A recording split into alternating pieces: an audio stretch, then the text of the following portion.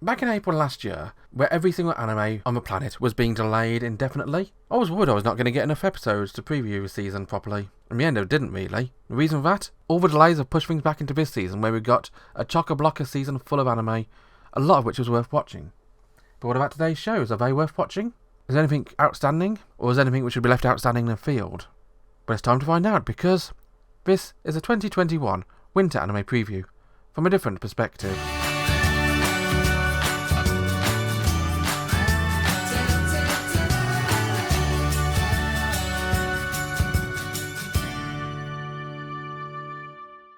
Muru Tempest. You got a lot to answer for, haven't you?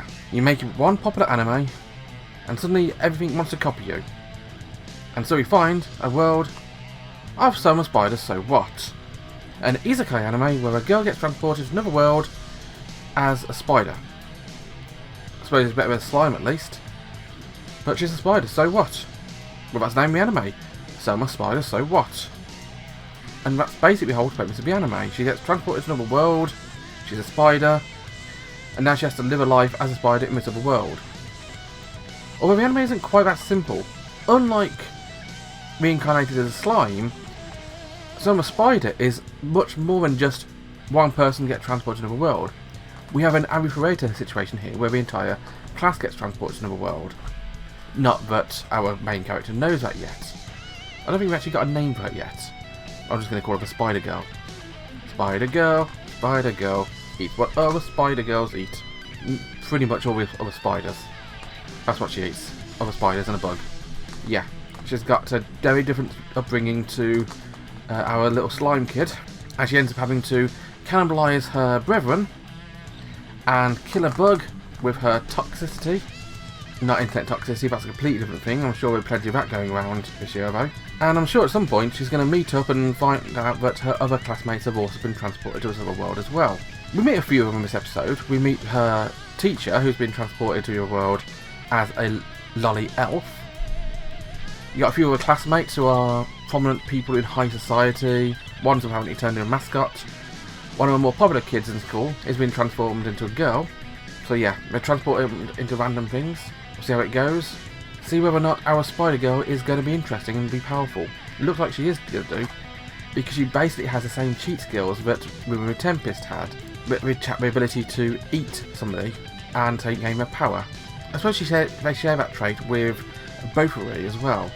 The girl from Maxed Out Defense also gets the ability to eat people to gain their abilities, although hers is less animalistic, more cannibalistic.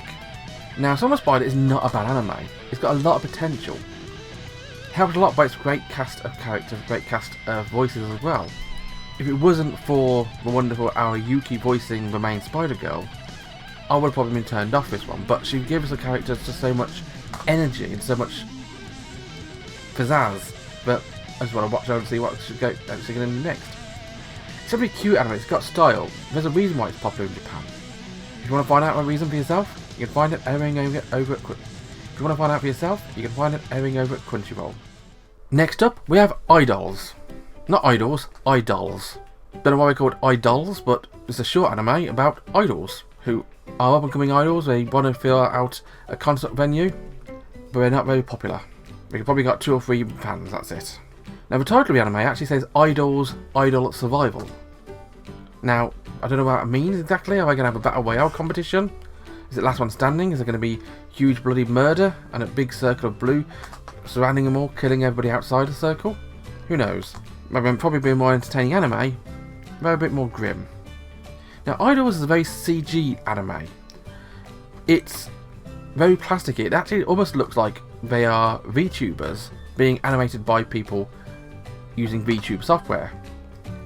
And given where VTubers are these days, I wouldn't be too surprised actually. But the actual show itself, the characters are very forgetful. There's not really much substance there. It's just a bunch of girls doing a bunch of stuff, and then the episode ending, because it is a short anime. It's about 8 minutes long. Now, if it wasn't the fact it was just short, I wouldn't recommend this at all. It's a forgetful show. There's no substance to it.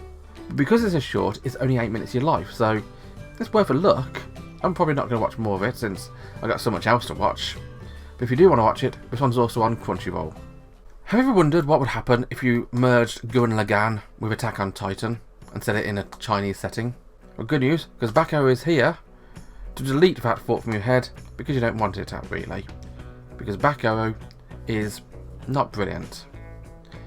It's an anime set in a walled country. You've got a wall surrounding it. Nothing outside the wall exists. The wall protects us all. The wall provides food for all. If the wall is good, the wall is great. Everybody loves a wall. Although the Westerners hate the Easterners, and the Easterners hate the Westerners. Sounds a bit inconvenient, but I suppose it adds up for some interesting rivalry, which often comes across in anime. East versus West. Now, the reason why I say it sounds a lot like Gurren Lagann is because it's a mecha show with very much almost slapstick humour. The main character is a pilot who apparently comes from the other side of the wall. Although he crash lands on a village, basically destroying one of the guy's houses. In the same way that Kamina basically crash lands into Simon's life. You got the busty cowgirl character who I've no idea how her jacket scan is done. Force of will, probably. And then you got the shy sheriff girl who ends up having to fight in a giant robot. Although these giant robot fights have a classic grim setting where if you die in battle, you die in real life. Literally, if your robot is defeated, goodbye. Now, Back Arrow, it's a very attractive looking anime. The characters are quite appealing, but I just can't recommend it. It's sort of samey. None of the characters really intrigue me and grasp me. I mean, it's not terrible, but I don't really recommend it. But if you do want to watch it, it's over at Funimation. Finally, we have WIXOSS DIVA Alive, which is not a sequel to Date Alive. It's a sequel, or a sort of spin-off sequel type thing to the ever-growing WIXOSS series of card game battling anime. This time the theme is idols, because everybody likes idols. In this anime, everybody definitely does like idols, because idol battling is a huge internet phenomenon. We all log into a VR space and cheer on the ginormous concerts of three girls fighting three girls playing a card game. Now, the anime does require some knowledge of a game to get fully into it, because it doesn't describe anything at all, just girls fighting with cards. They summon cards, cards do shit, and somebody loses. It reminds me a lot of Duelist Kingdom in Yu-Gi-Oh!, where the anime makes up the rules because they don't want the rules to be there. Rules don't really need to make sense, they just need to be there to make plot happen. They do fix that in later series of Yu-Gi-Oh!, but in Duelist Kingdom it's very much freeform. But in WIXOSS, it's very much a set and upgrade yourself while you play characters to fight other characters and knock off life points off of you. I will be honest, I never actually properly watched the original WIXOSS series, or any of the sequels. There's something which has been on my backlist for quite a while, but I never got around to it. Now, the main character here is Hirana. She's very, very peppy, very bright. She loves idols. She wants to become the best idol she can be in order to replicate the people she grew up watching. She's got a really shy friend at school who joins in a battle eventually, and her friend Akino has absolutely huge hair. She also has big tits. And the third member of the group is this random blue-haired girl who just randomly joins them. And there's no way the class president. Now, I know what you're thinking, card game anime can be a bit boring, and this one could be a boring as well. But this being WIXOSS, it could also be absolutely grimdark. The whole premise of the anime, the whole premise of WIXOSS has always been a bit of a dark show. It's a Madoka of a card game battling anime, and not everybody likes that. I'm going to give it a try, see how it goes, but it looks okay at the moment. If you do want to watch it, you can find it over at Crunchyroll. So today we had Idols, A Spider Idol, and Gurren Lagann Clone. One of those is not like the other, and there's one I like least as well. Let me know what you think in the comments. Did you agree with my sentiments about today's shows? And is there anything else which I've not yet watched which I should watch quickly? Although by the time you see this, I'll probably have watched a lot of them already anyway. Let me know in the comments, and join me next time. Bye bye.